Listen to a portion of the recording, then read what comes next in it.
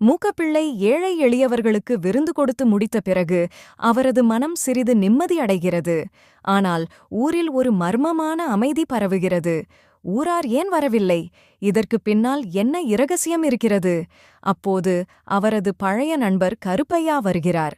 கருப்பையா மூக்கப்பிள்ளையை பார்த்து, மூக்கப்பிள்ளை, உனக்கு ஒரு விஷயம் சொல்லணும் என்று தொடங்குகிறார். கருப்பையா மூக்கப்பிள்ளையிடம் ஒரு ரகசியத்தை வெளிப்படுத்துகிறார்.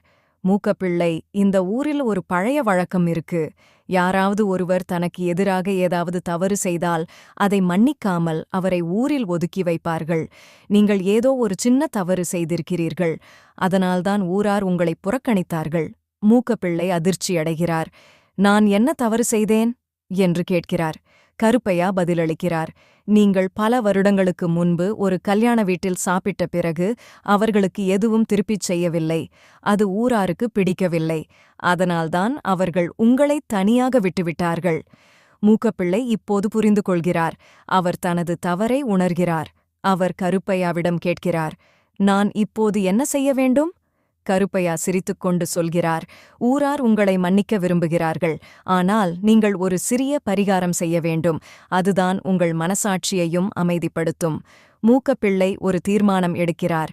அவர் ஊரில் உள்ள அனைவரையும் ஒரு பெரிய விருந்துக்கு அழைக்கிறார்.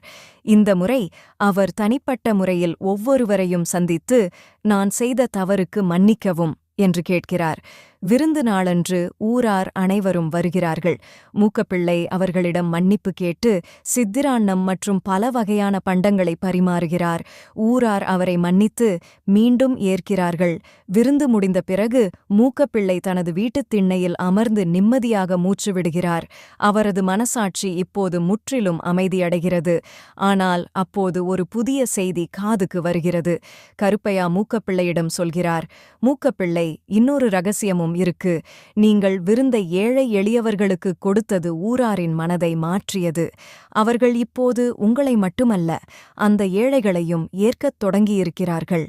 மூக்கப்பிள்ளை புன்னகைகிறார். அவரது செயல் ஒரு பெரிய மாற்றத்தை ஏற்படுத்தியிருக்கிறது. மூக்கப்பிள்ளை தனக்குள் சொல்கிறார், மனசாட்சி என்பது ஒரு பெரிய சக்தி. அது உறுத்தினால் அதை புறக்கணிக்காமல் தவறை சரிசெய்ய முயற்சி செய்ய வேண்டும். அப்போதுதான் மனிதன் மனிதனாக வாழ முடியும். கதை முடிகிறது.